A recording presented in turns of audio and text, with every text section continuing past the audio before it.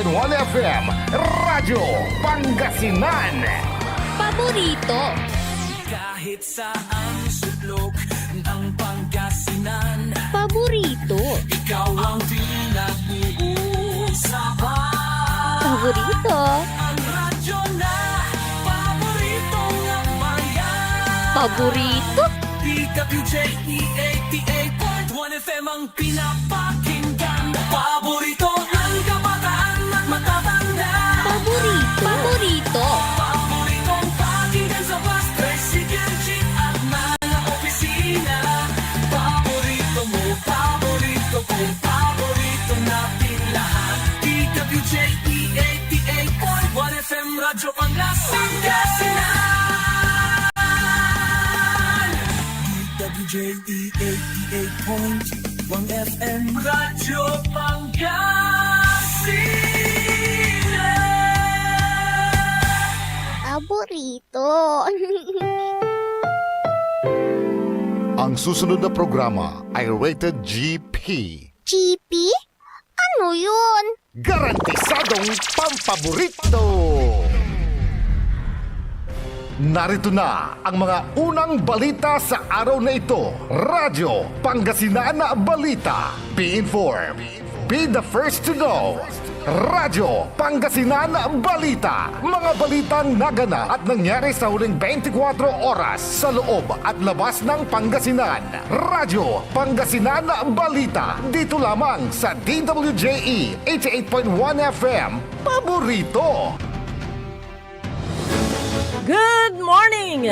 Maambi ka kabuasan at si kayo namin kapaborito. Agon natin na Martes, June 24, 2025. Welcome po muli sa Radyo Pangasinan Balita. At ngayon, sa ulo po ng ating mga balita, sa ating balitang lokal, lalaki na lunod sa Sinukalan River.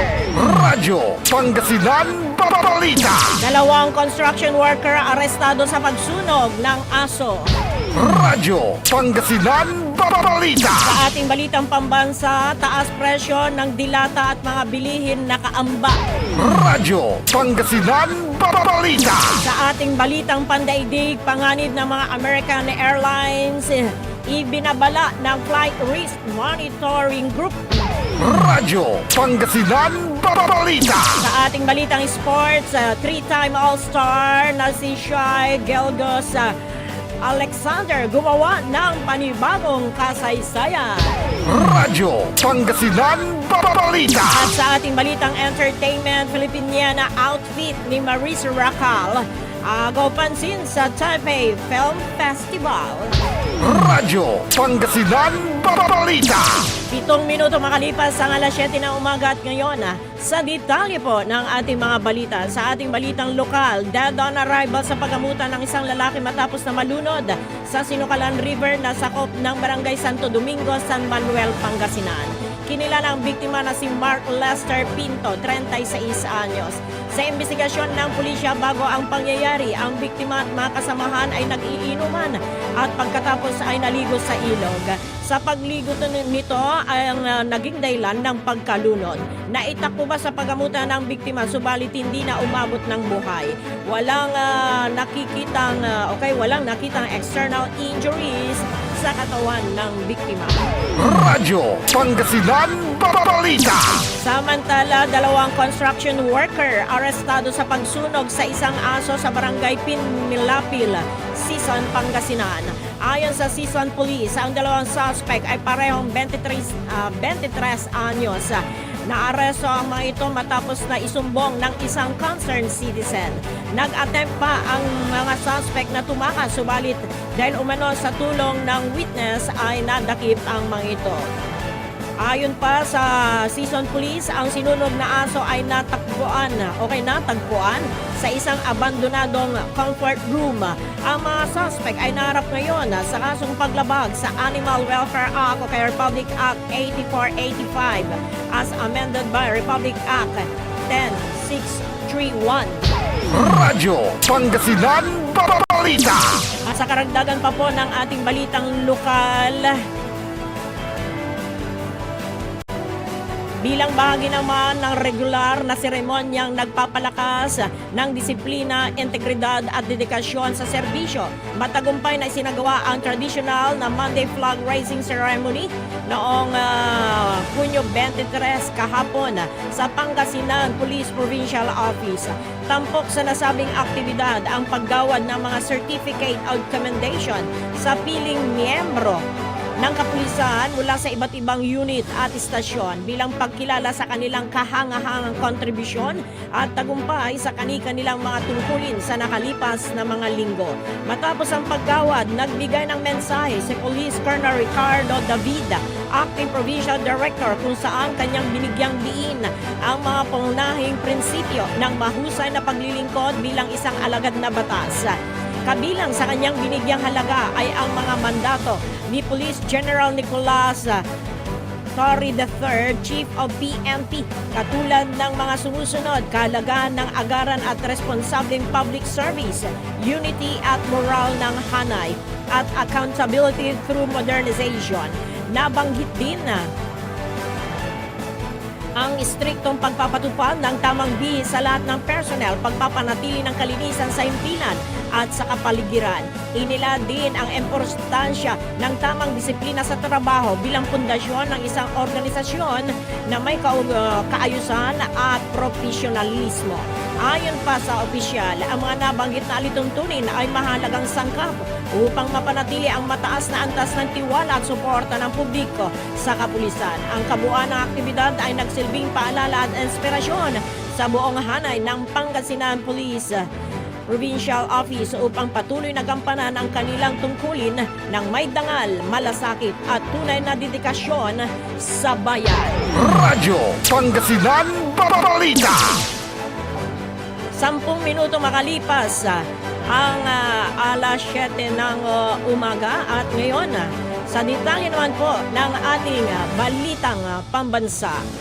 Nagpaabiso na ang grupo ng mga may-ari ng supermarket na ipapasa nila sa consumers ang magiging dagdag na gastos sa paggawa ng mga produkto na kinabibilangan ng mga dilata at iba pa, bunsod ng malaki ang pagtaas ng presyo ng petrolyo ngayong linggo.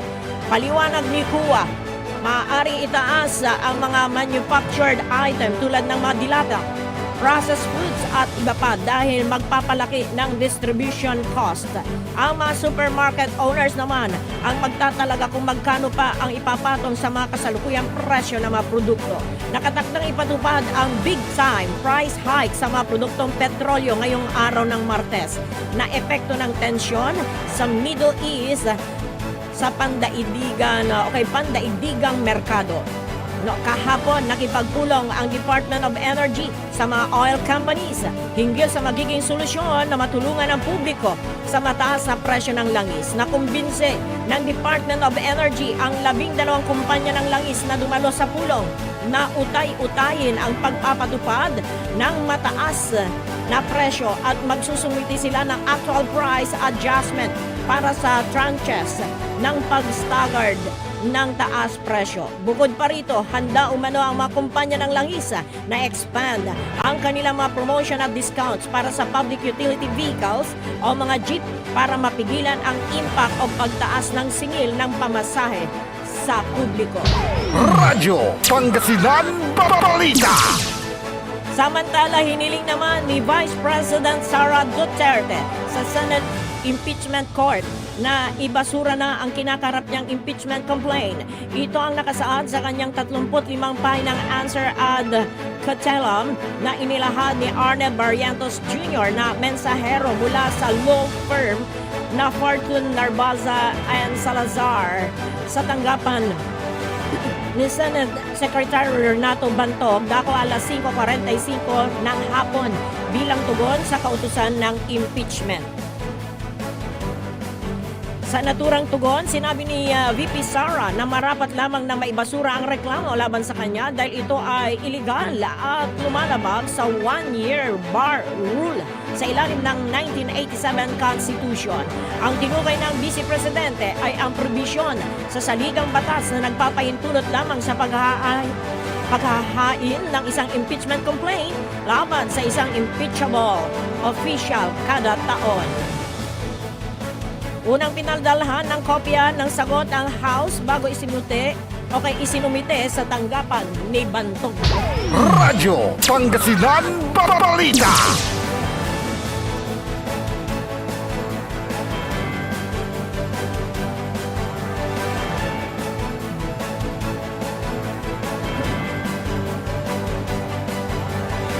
Labing-apat na minuto makalipas sa alas 7 ng umaga at sa karagdagan pa po ng ating mga balitang pambansa, naghain ng petisyon ang Partido Demokratiko Pilipino kay PDP laban sa Korte Suprema na nananawagan para sa mano-manong pagbibilang ng mga boto sa pagkasenador sa nakalipas na 2025 midterm elections.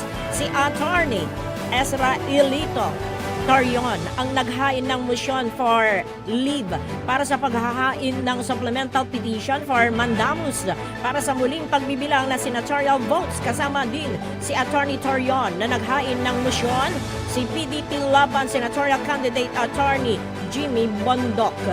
Inihayag ng partido sa kanilang petisyon na ipinapaubayan na nila ang diskresyon ng kataas-taasang hukuman kung magsasagawa ng manual counting o kaya recount alinsunod sa pagpapairal ng kaukulang election laws. Iginiit din ng partido na ang kanilang panawagan para sa recount ay base sa Automated Election System Act o kaya Omnibus Election Code. Sa ilalim anya ng Section 31 ng Republic Act No. 9369, minamandato ang tradisyonal na mano-manong pagbibilang ng mga boto para matiyak ang malaya, tapat at mapagkakatiwala ang halalan. Kabilang naman sa binanggit na irregularidad ng partido dahilan para hingin nila ang recount ng mga boto ay ang nadiskobring equipment gaya na Starlink transmission devices at solar panels sa isang pribadong tirahan sa Barangay Buhangin, Davao City na nagpapakita ng posibleng conflict of interest. Gayon din na ang lantarang hindi pagkakatugma ng actual ballot at resibo ng boto at ang hindi pagkakasama ng mahigit na 17 milyong senatorial votes sa tali bilang na overvotes. Radyo Pangasinan Balita. Nanawagan naman ang Pilipinas para sa mapayapa at diplomatikong solusyon sa nagpapatuloy na krisis dulot ng tensyon sa Middle East. Sa isang statement, sinabi ng Department of Foreign Affairs na labis na nangangamba ang Pilipinas sa mga development sa gitnang silangan riyon sa mga nakalipas sa mga oras. Kaugnay nito, mariin na hinihimok ng bansa ang concerned parties na tahakin ng landas ng diplomasya at iwasan na lumala pa ang sigalot na banta sa kapayapaan at sa seguridad sa riyon. Sa kabila nito, tinayak naman ng ahensya na ipagpapatuloy ng gobyerno ng Pilipinas ang pagprioridad sa kapakanan at kaligtasan ng mga Pilipino sa riyon. Nakahanda rin anya ang mga embahada ng Pilipinas sa riyon para magbigay ng kaukulang tulong sa mga Pilipinong nasa jurisdiction. Radyo Pangasinan Balita.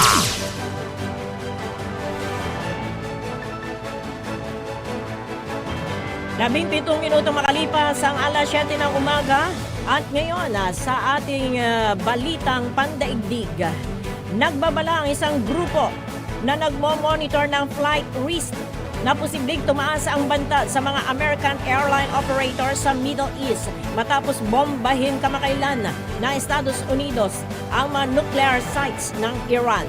Bukod pa rito, ang mga serya ng palitan ng missile sa pagitan ng Israel at Iran na iniiwasan ng mga airline. Dahil dito, maraming mga airlines na ang nagkansela ng kanilang flight patungong Dubai matapos ang security assessment. Matapos ang isang serye ng missile attacks ng Iran, pansamantalang binuksan ng Israel ang kanyang airspace ng 6 na oras nitong linggo para makauwi ang mga turistang na-stranded dahil sa matinding sigalot. Ayon naman sa safe airspace na maaring lumala ang panganib sa mga US Airlines operators dahil sa posibleng maghiganti ang Iran laban sa interes ng militar ng Amerika sa riyon. Ipinakita rin ng Flight Radar 24 na pinili ng ilang mga airline ang mga alternatibong ruta sa ilagan ng Caspian Sea o kaya via Egypt at Saudi Arabia. Kahit pa mas malaki ang gasto sa gasolina at mas mahaba ang biyahe. Samantala, marami na rin ang nagsuspinde ng flight sa mga apektadong bansa habang nagpapatuloy naman ang mga evacuation flight mula sa mga kalapit bansa. Bukod sa rerouting, nag-alala rin ang mga airline sa posibleng pagtaas ng presyo ng langis dahil sa pag-atake ng US na magpapataas ng gastos sa jet fuel. Bago pa man ang mga US strikes, kinansilanan ng American Airlines ang mga flight papuntang Qatar at mga papuntang Dubai. Radyo Pangasinan Balita. Samantala, kinansilanan ng British Airways sa mga flight nito mula London Heathrow papuntang Dubai at Doha nitong linggo, kasunod yan ng pambobomba kamakailan ng Amerika sa tatlong nuclear facilities ng Iran. Ayon sa tagapagsalita ng British Airways, ginawa ang pagbabago sa schedule upang matiyak ang kaligtasan ng mga pasahero at tripulante nito. Inanunsyo rin ng airline na walang available na flight sa mga ruta mula Linggo at Lunes at magsisimula ang mga booking sa Martes. Hindi pa tinukoy ng airline kung kailan muling tatakbo ang mga flights. Samantala, maraming airline na rin ang nagsimulang magkansela ng mga flight papuntang Middle East tulad ng Tel Aviv at Tehran. Dahil sa lumalalang sigalot, habang sarado na rin ang airspace ng Iraq, Jordan at Syria. Radyo Pangasinan Balita. At sa ating huling balitang pandaigdig, nag-issue ng worldwide caution ang US State Department sa kanilang mamamayan na nasa ibang mga bansa sa gitna ng nagpapatuloy na tensyon ng Middle East. Base sa initial security alert ng US State Department, may posibilidad na magkaroon ng mga demonstrasyon laban sa mga mamamayan ng Amerika at interest nito sa abroad. Maaari din anyang maglagay sa panganib ang seguridad ng mga biyahe o naninirahan sa ibang bansa kung saan nagresulta ang labanan sa pagitan ng Israel at Iran sa pagkaantala ng biyahe sa pagsasara ng airspace sa Middle East. Kaya't inabituhan na ng kagawaran ang mga US citizens sa buong mundo na pairalin ang ibayong pag-iingat. Hindi naman binanggit sa abiso ng US ang pakikialam nito sa nakalipas na pag-atake ng kanilang US bombers sa tatlong nuclear sites ng Iran na ibinabala ng Tehran na mayroong irreparable consequences. Noong Sabado, sinimulan na ng Amerika ang evacuation flight sa mga American citizen at permanenteng nanirahan sa Israel o kay West Bank. Gayon din, inatasan na rin ng US ang kanilang may staff at diplomatic mission sa Iraq at Lebanon na lisanin ang nasabing mga bansa bago pa man isagawa nito ang pambobomba o kay pagbomba sa nuclear facilities ng Iran noong June 22. Radyo Pangasinan Balita.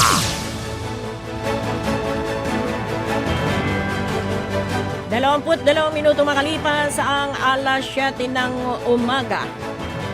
At ngayon, sa ating balitang sports, gumawa ng panibagong kasaysayan ang three-time All-Star na si Shai Gilgeous-Alexander, kasunod ng pagkakatanghal bilang 2025 Finals Most Valuable Player o kay MVP.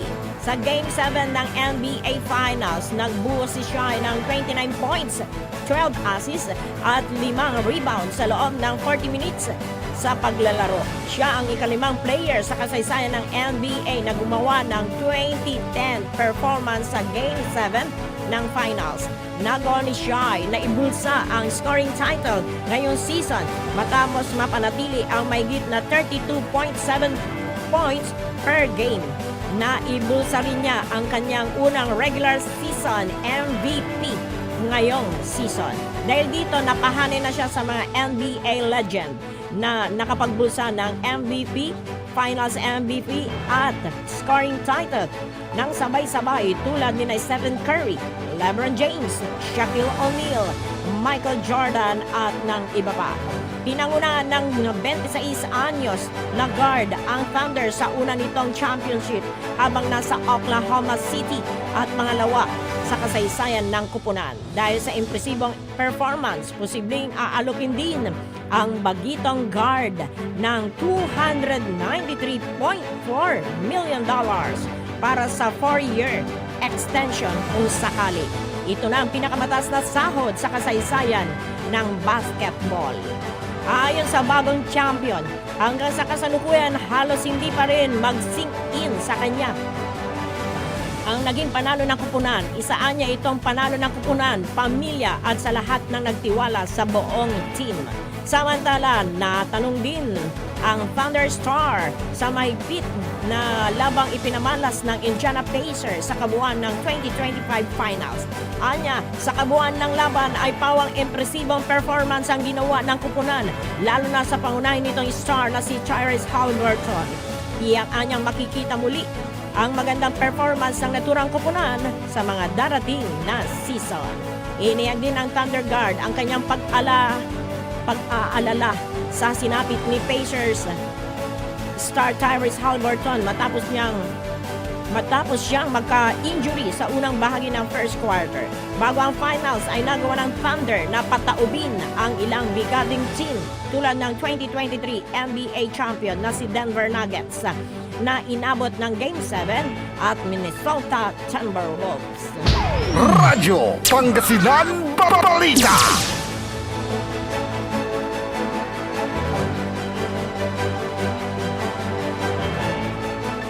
Samantala, walang kahirap-hirap naman na tinalo ni Filipina tennis star Alex Ayala si Lucia Bronzet ng Italy sa score na 6-0, 6-1 para makapasok sa ikalawang round ng 2025 Eastbourne Open. Sa loob lamang ng mahigit isang oras, ipinakita ni Ayala ang lakas ng kanyang laro laban kay Bronzet na kasalukuyang may rank 59 sa mundo. Matapos magtabla sa 1-1 sa second set, tuluyang sinilyuhan ni Ayala ang titulo. Dumaan si Ayala sa qualifying rounds kung saan tinalo niya sina Zenit Zanis ng Turkey, Kelly Baptiste ng US upang makapasok sa main draw. Makakarap niya sa round of 16 na ang mananalo laban sa pagitan ni Sanay Kartal ng Great Britain at third seed Jelena Ostapenko ng Latvia.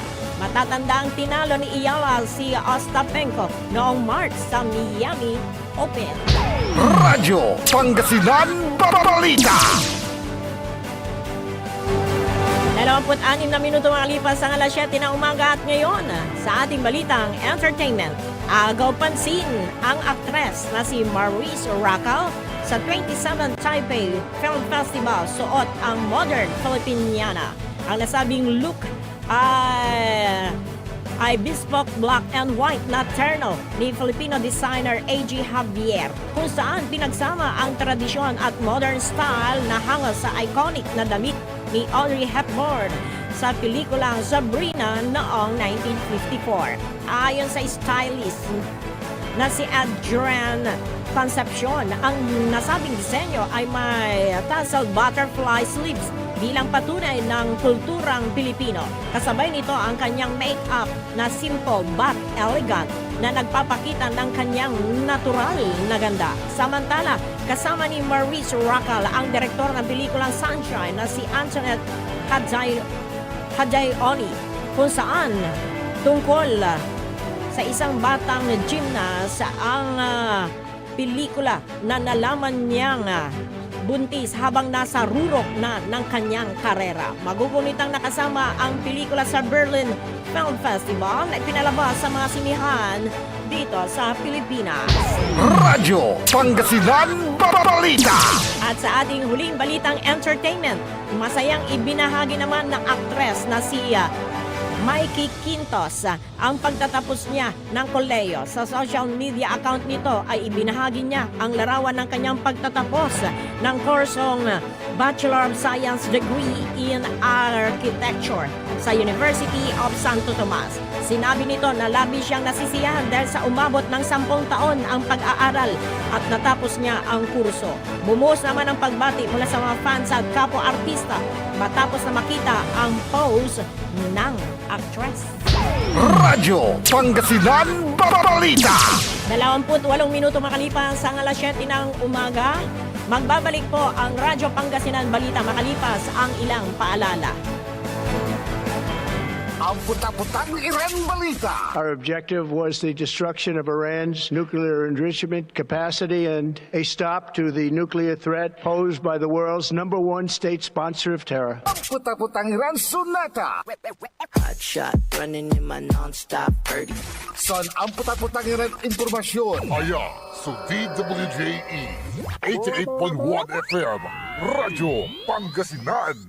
Paborito. We want you well, cause we care. Here at WellCare Diagnostic Center. Deserve mo ng best care, kaya dito ka na sa WellCare Diagnostic Center. We want you well, cause we care. Here at WellCare Diagnostic Center. Visit WellCare Diagnostic Center, located at the Pandan Town Center, Mapandan, Pangasinan. For reliable and top-notch healthcare services, you deserve the best care. WellCare Diagnostic Center. Mare! Kabigla ka naman, Mare, ha? Grabe, gimagana ka ah. Mari, di mo sinabi na uwi ka pala ng San Carlos. Ay, oo. Namiss ko na kasi dito ang pamilya ko. Ito na palang San Carlos ngayon. Grabe, Mare. Ang laki na ng pinagbago. Siyempre naman, Mari, alam mo ba na dito sa syudad natin, malaki na talagang pagbabago. Mula sa mga infrastruktura, nandiyan na mga konkretong daan at mga bagong pasilidad. Wow! Meron din tayong trending na ayos, kalusugan Caravan na nagbibigay ng libreng serbisyong medikal.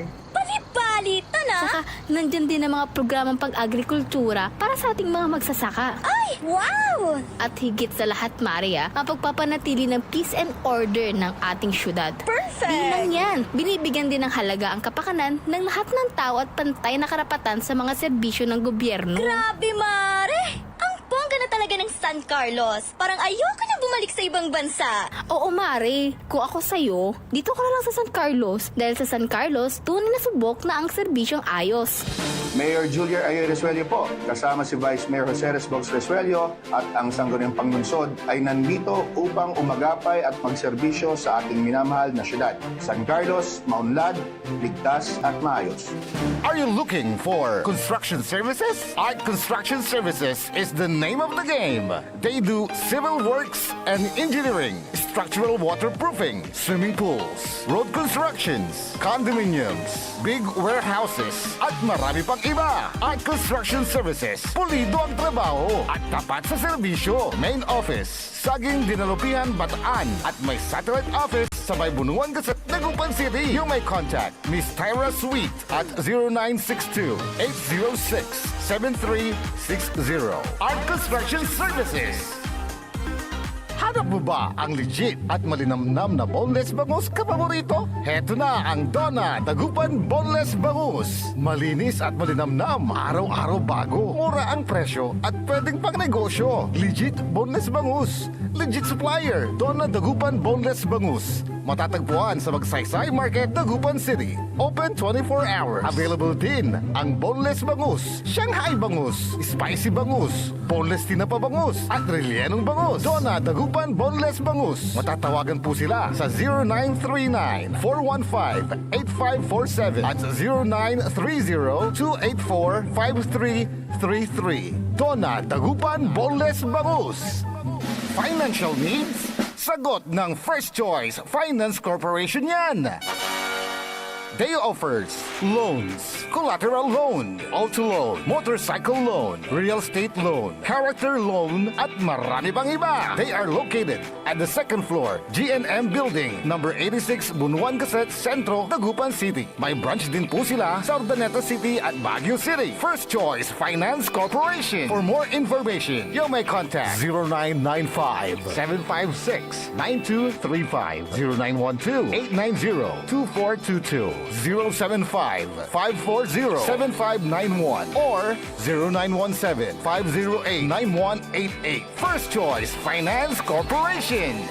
Gusto mo bang maging healthy ka paborito at malayo sa iba't ibang sakit habang ikaw ay nagkakaedad? Ito na ang Elixir Placenta 3-in-1 Stem Cell Therapy, DNA at Anti-Inflammatory Therapy Food Supplements. Panlaban sa iba't ibang sakit tulad ng hypertension, diabetes, cancer, sakit sa bato at iba pa. Hindi mo na kailangan gumastos ng malaki para magpa-stem cell. DFA approved. For more information and orders, you may contact Miss Lo Ree 0916-229-4977 or 0917-474-4515. Elixir Placenta 3-in-1 Therapy. Celebration!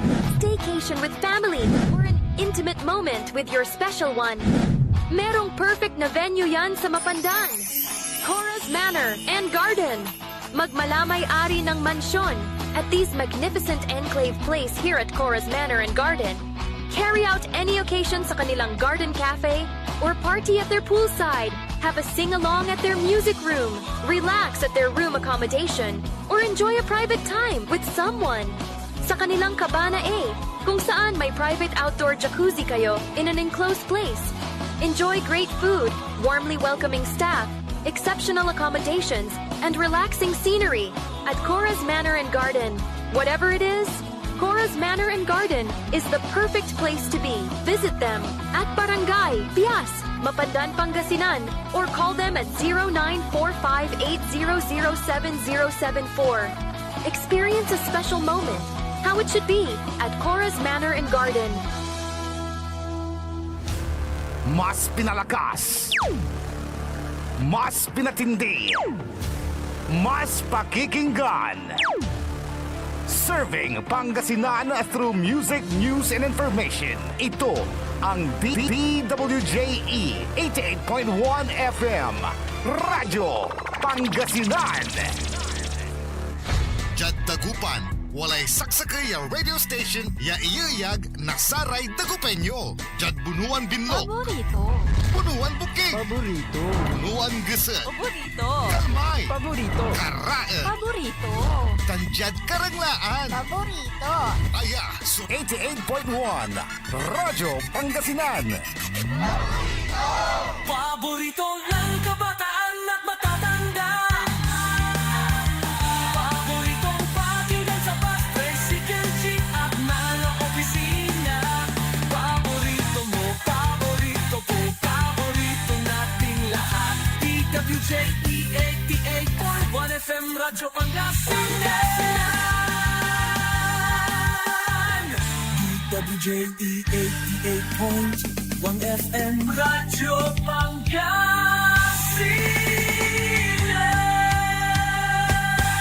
Paborito. Alas 7:36 na po ang ating oras. Tuloy-tuloy pa rin ho tayo sa ating programang Radyo Pangasinan Balita. At ngayon, ating alamin ang lagay ng ating panahon sa araw na ito ng Martes.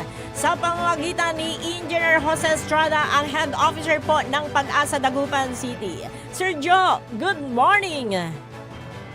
Yes ma'am, magandang umaga po, magandang sikat ng araw sa araw na to, June 24, 2025. Ulat panahon po tayo, pero bago lahat, mayroon tayo nakikita na low pressure area na nasa southwest ng Subic Bay o International Airport o 290 west of Ambulong, Tonawan City, Batangas. So, southwest monsoon pa rin na nakakapekto dito sa may southern Luzon, Visayas at saka Mindanao. Ulat panahon po tayo dito sa Pangasinan. Asahan pa rin tayo na magkakaroon tayo ng localized thunderstorm sa pagsapit ng hapon at sa gabi at madaling araw. Asahan po natin medyo makakaroon tayo ng light to moderate rain sa asahan natin sa pagsapit ng hapon at gabi. So, samantala po, ang temperatura natin ay nasa 24 to 32 degrees Celsius centigrade at kaninang umaga o kaninang pagsikat ng aring araw ng ganap ng alas 5:28 At lulubog naman ito sa ganap na alas 6:33 ng hapon. At samantala rin po ang dagat po naman natin ay katamtaman hanggang sa maalon, lalo na pagsapit po ng hapon. Mula sa Pag-asa Dagupan, magandang umaga po. Maraming salamat, Sir Joe ng Pag-asa Dagupan City. May namomonitor po na LPA kay low pressure area. And dito naman po sa lalawigan ho natin, lalawigan ng Pangasinan, makakaranas pa rin ho tayo ng localized thunderstorm, lalo na po sa hapon, gabi at madaling araw. Kaya't maging handa ho tayo mga kapaborito dahil kanina kahit na maganda po yung sikat ng araw nung papunta tayo rito sa istasyon, mag-aalas 7. Maganda talaga ang sikat araw pero kasabik dyan o traffic, biglan maya-maya. Ang gapumat ni, awit tayong payong, alingwanan tayo. Ito nararamay paalis dyan kaabungan da, agyulilingwanan supayong nyo at mairap sunang maya-mayaan. Mairap sumansakit kapaborito. Nako, alas 7:39 na po ang ating oras. Mga kapaborito, meron ho tayong bagong PNP Regional Director sa Region 1. Ang Region 1 po ay nasasakupan po ng kinabibilangan po ng Pangasinan, La Union, Ilocos Sur at Ilocos Norte. Ang bagong PNP Regional Director ho natin ay si Police Brigadier General Dindor Reyes. Dindor Reyes.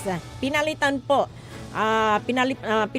nito si General Frias Evangelista na nanalbihan po bilang PNP Regional Director ng Region 1 ng 1 at 6 na buwan. Yung turnover mga kapaborito ay sinagawa noong, kung hindi tayo nagkakamali, ng Sabado, dyan po sa may camp General Oscar Florindo Parian sa San Fernando City, La Union. And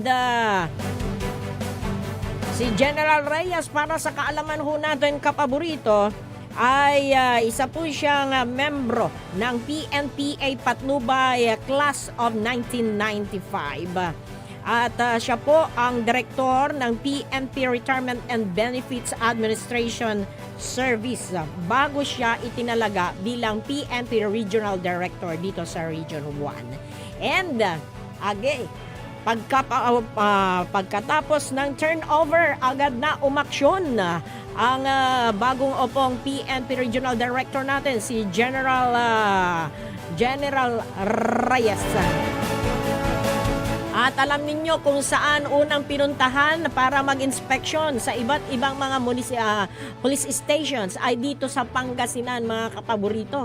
Ilan po sa mga police station dito sa Pangasinan ang dinayo at ininspeksyon, inalam ang kalagayan ng mga personnel, ng mga kapulisan po natin, yung pasilidad, and syempre yung mga equipments po ng ating mga kapulisan. Ang dinayo po ni General Reyes para sa kanyang pag-inspeksyon, unang hakbang nito ay ang pinuntahan ay ang Manawag Police Station. Pagkatapos ay dumiretso ng Pusurubio and then Ordaneta City at Binalonan. Yan po, inumpasahan ang pag-inspeksyon at kinausap ang mga chief of police ng bawat police station at ganun din yung mga kapulisan po na nakatalaga sa naturang lugar at ipaalala ang halaga ng kanilang gampanin para sa ating bayan.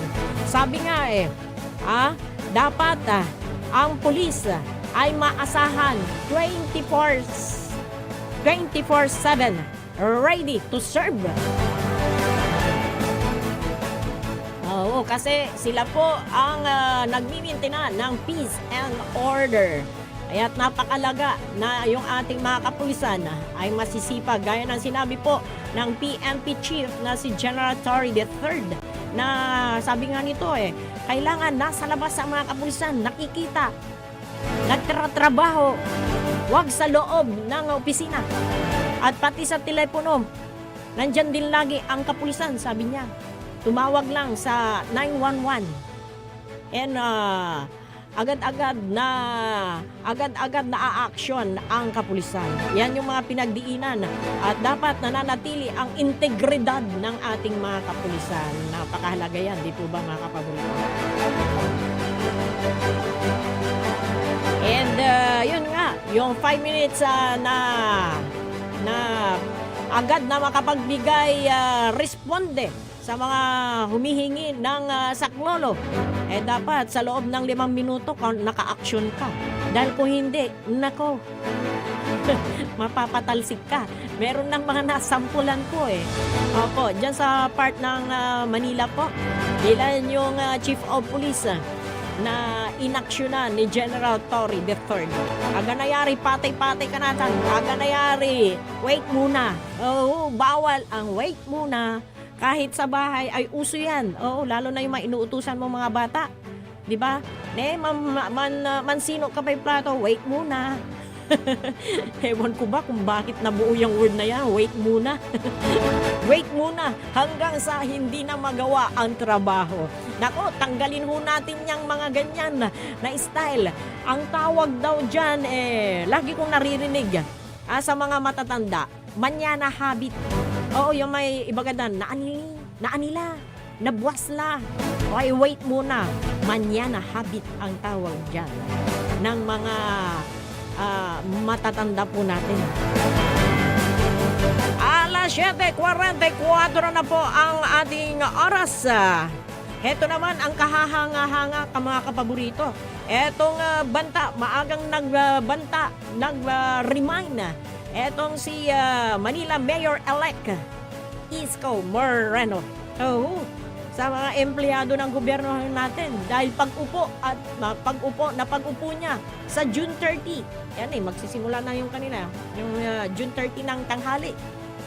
Uupo na po yung mga bagong halal na mga opisyalis po natin na nananalo sa isinagawang eleksyon mga kapaborito.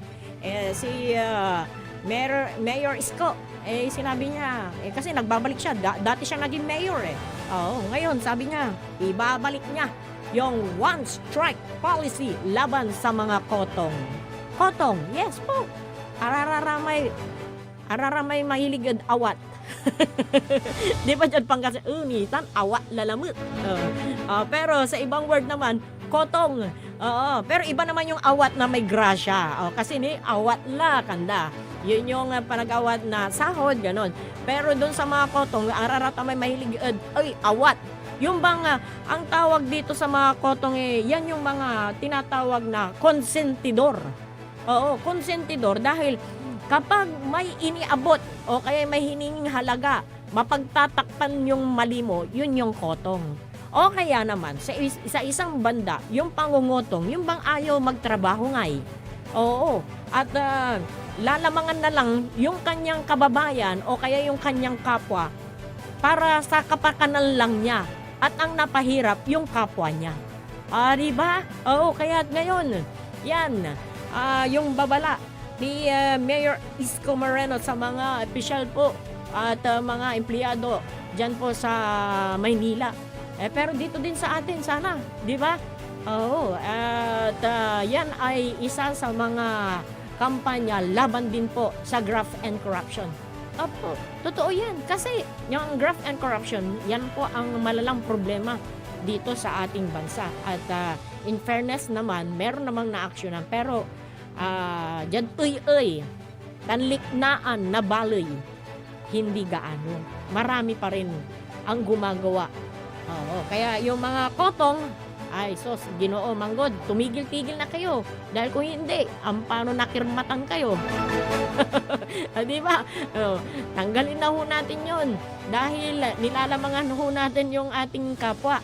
Kinukonsinti din natin yung ating kapwa tungkol sa bagay na yan. At yung mga nagpapakotong din, yung na mga nagpapakotong, ibig sabihin yung, sige na, para lang wala nang masabi, o kaya dahil atak-takot, kawawa din. And kasalanan din niya, bakit siya pumayag na kotongan siya. Diba? Kaya dapat lahat tayo, lumaban ng patas. Oo, dito sa buhay na ito. Dahil sa kahirapan ng buhay, hindi lang naman yung isa ang tinatamaan dyan. Lahat po tayo tinatamaan ng kahirapan. Totoo yun. Maging ang mayayaman. Iba nga lang yung estado ng kanilang buhay. Pero sila mismo, yung mga mayayaman di ba? Nagsasabi pa nga, ang hirap-hirap ng buhay. Oo, pero kung ikukumpara mo sa kinikita mo sa kanila, mas malaki yung kita nila. Kaya lang, iba yung level estado nila, iba yung pamamaraan ng pamumuhay nila. Sa mga mahirap, gaya natin mga kapaborito, basta walay baaw. Baautan nilo to, aman man. Diba? At yung iba, kontento na lang kung anong meron. Kasi depende sa'yo kung anong gusto mo talaga sa buhay. Para sa atin naman, wag mong hanapin yung wala sa'yo. Pero kung gusto mo na makamit naman yung gusto mo talaga, magsipag. Magsipag, hindi sa pangungutong, kundi magsikap para sa buhay. Maging patas po tayo sa paglaban dito sa mundo, di ba? Maging patas tayo sa pakikipaglaban. Ganun lang po. And sa opisyalis po ng ating gobyerno, at yung mga nandyan po na mga kotong, tigil-tigilan na ho natin. Hindi rin ikabubuti yan mga kaborito. Wala namang kung yumaman man sa mundo, kung yumaman ka man sa pangungotong, hindi mo rin niya madadala sa langit. Pag namatay ka, hindi mo rin niya madadala. Ikaw nga, hindi ka makakarating sa langit Bakit? Nangotong ka. Illegal yun At bawal yun, mga kapaborito. Di po ba? Pag namatay naman ang isang tao, bakit may madadala ba siya? Yung iba, yung mga pamahiin, hindi naman tayo kumukontra dyan sa mga pamahiin na yan. Pero syempre, paniniwala nila na ipapadala doon sa kabaong lahat. Sino makikinabang? Di ba? Sino makikinabang? Alam nyo na yun. Kung sino. Kung anong iniisip nyo, yun na yun. 7:50 na po ang ating oras. Ang bilis po ng ating oras. Political will talagang kailangan kailangan maipatupad mo yung batas. Kapag ikaw ang leader, dapat good follower ka din. Hindi yung good leader ka, pero nakikita naman sa'yo yung paglabag, yun ang mali. Para magkaroon ka ng bisa, dapat ikaw mismo unang-unang makita sa'yo yung ipinatutupad mo na tama, ikaw ang unang gagawa. Para makapag-engganyo ka ng mga good followers. Di ba?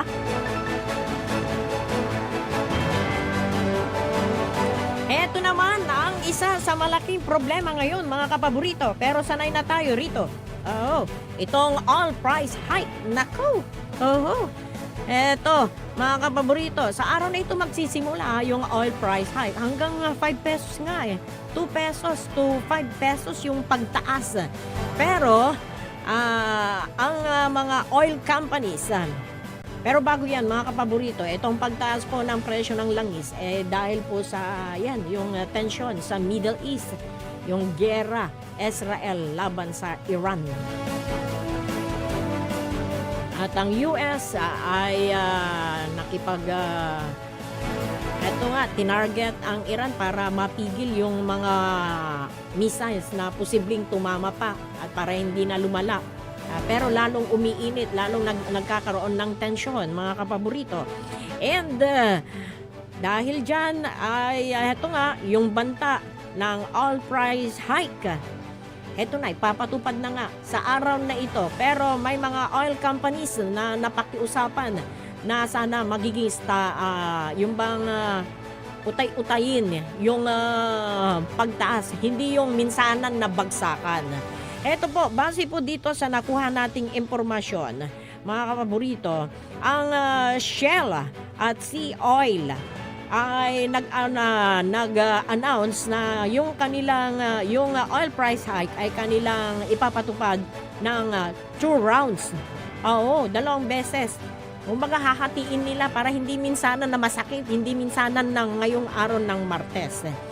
Ang Shell at Sea Oil ay magpapatupad ng increase ngayong 24 at 26. Heto mga kapaborito, ang diesel po mga kapaborito ay tataas ng 2 pesos and 60 centavos per liter. Sa gasoline naman po ay 1 peso and 75 centavos per liter. Sa kerosene ay tataas po ng 2 2 pesos and 40 centavos per liter. June 24 and June 26 po yan. Kaya sa araw na ito ng Martes, mararamdaman at yung karagdagan ay sa Huwebes. Ang Caltex naman po ay naka-schedule ng pagtataas ng June 24 and June 27. Ito po, ang diesel po ay 3 pesos point 45 per liter. Sa gasoline, 2 pesos point 25 per liter. And sa kerosene naman po ay 3 pesos point 20 per liter ngayong June 24. Pero sa June 27, ang itataas na lang po ng Caltex na kanilang diesel ay 1 peso point 50. And sa gasoline ay 1 peso per liter and 1 peso point 40 sa kerosene sa June 27, sa Biyernes yon. Kaya ibig sabihin, Martes at Biyernes ipatutupad yung increase ngayong araw. And sa petrol naman po ay June 24 and June 26. Sa diesel po ay 2 pesos point 60 per liter, gasoline 1.75. Sa kerosene ay 2 pesos point 40. Ganyan din po ang itataas sa June 26. Parehas din po. Sa diesel ay 2 pesos point 60 per liter, 1 peso point 75 per liter at sa kerosene ay 2 pesos point 40. Sa jetty, mga kapaborito, sa June 24 and 26 din po, ngayong araw ng Martes at Thursday. Ang kanilang diesel ay 2 pesos point 60. And yung sa gasoline naman po, 1 peso and 75 centavos. Yung kanilang premium, yung JX Premium, ay 1 peso point 75. Sa June 26, ganun din po mga kapaborito ang taas niya. Sa araw ng Huwebes po ito. 2 pesos point 60, 1 peso point 75, 1 peso and 75 centavos. Yan. And ang Uni Oil naman, para patas po tayo, mabanggit natin lahat ng oil companies, di ba? Sa Uni Oil, magpapatupad po ng increase. Ngayon din po, na araw na ito ng Martes, June 24 at sa Biyernes, June 27. Ang kanilang diesel ay 2 pesos point 60 centavos. And ang gasoline ay 1 peso point 75 centavos. June 24 and June 27 yan, mga kapaborito. At topic ko, sumuling ko, kapaborito. Makapagugo na ulo, di ba? Pero wala tayong magagawa eh. Pero ang Department of Energy, ang ating gobyerno, mga kapaborito, meron naman daw ipapatupad na subsidy. Parang tulong din sa ating mga drivers, sa mga operators. Na syempre, ang sakit niya, di ba? Yung pagtataas ng pasahe, hindi rin yan basta-basta. Hindi porket tumaas ngayon, tataas mo rin agad yung presyo. Hindi po pwede ng ganun. Kaya ang gobyerno gumagawa po ng paraan at sinasabi, kalma lang, relax lang. Merong subsidy na tulong ang gobyerno natin. Sabi nga, ang budget is 2 billion pesos para sa oil subsidy. Kaya yan yung pinakatulong, mga kapaborito. Pero yung distribution, hindi ko alam kung kailan. Abangan na lang po ninyo dito sa Radyo Pangasinan Balita, mga kapaborito. At kapag nalaman ho natin, ibabahagi din po natin agad. Ay, nako. Di ba? Malalim na lang na buntong hininga, mga kapaborito. Pero relax lang ho tayo. Ang tayo masyadong problema. Ang hanapin natin is yung solusyon. Dahil yung oil price, mga kapaborito, hindi lang po sa mga transport groups ang apektado. Lahat ho tayo yan apektado. Bakit kanyo? Siyempre, yung transportation, yung gagamitin dyan sa gasolina, langis ay apektado tayo lahat. Bakit kanyo? Siyempre, tataas din po yung mga bilihin. Kagaya ng balita ho natin kanina, yung presyo ng dilata nga tataas, nakaamba na po. At iba pang presyo ng mga bilihin. Pero ito ang panawagan ho natin sa ating gobyerno. Sana naman, tignan ho natin. Bakit? Oo, dapat maging mahigpit po ang pagbabantay dyan sa mga presyo. Kasi meron tayong mga negosyante, aminin man at hindi, agad-agad nagtataas ng presyo. Bagamat yung mga produkto nila, halimbawa ang dilata, nabili nila nung panahon na ganito na mababa pa ang presyo. Wala pang oil price hike. Oo, baka dahil dito sa pangyayaring ito, sasamantalahin naman. Sigurado yun, may mga mananamantala. Oo, na magtataas ng presyo. Kahit nung binili niya yung produktong yun ay masyado pang mababa nung kinuha niya. Nung binili niya para ibenta niya, mababa pa ang presyo. Yun po sana ang mabantayan. Di po ba mga kapaborito? Kaya sana bantayan po natin lahat at maging alert ho tayong lahat. Nako, 2 minuto na lang po bago mag-alas 8 ng umaga. And pansamantala, magpapaalam po ang Radyo Pangasinan Balita. Pero bago yan, good morning po sa ating mga kapaborito na patuloy po na sumusubaybay sa ating programa na Radyo Pangasinan Balita. Number 1 fan po natin, number 1 supporter ho natin, si Miss Aldea Ballesteros, dyan po sa may Villa Santa Barbara. Ganon din si Dr. Eliza Ballesteros, dentista ito, laging nakatutok sa atin, at si Jadenet Ballesteros. And ganon din si Edith dyan po sa may Japan. Oh, lagi niyang nalalaman daw yung nangyayari dito sa Pangasinan at sa ating bansa dahil dito po sa ating programa. Kaya good morning and belated happy birthday kay Edith dyan sa may Japan. Birthday niya kahapon. And good morning din kay JD Bravo dyan sa may Barangay Maambal. San Jacinto o Pusurubi ba yun? Good morning po sa inyo dyan. And syempre, good morning din po sa ating mga kapaborito dyan po sa may Bukig, Bunuan Bukig, ang Alzula family. Good morning po kay kapaborito Bob Alzula at sa kanilang napakagandang may bahay. Hindi kumukupa sa ang kanilang kagandahan. And yung napakabait nilang anak na si Brian Alzula. And good morning din po sa mga Salial family and Gural family. Hello Sayon and Avia. And syempre kay Myla Gural Ligaspi. And good morning din po sa ating mga kababayan po dyan sa may bayan po ng San Fabian, ang Samson family. Nako, gusto ko pang bumati.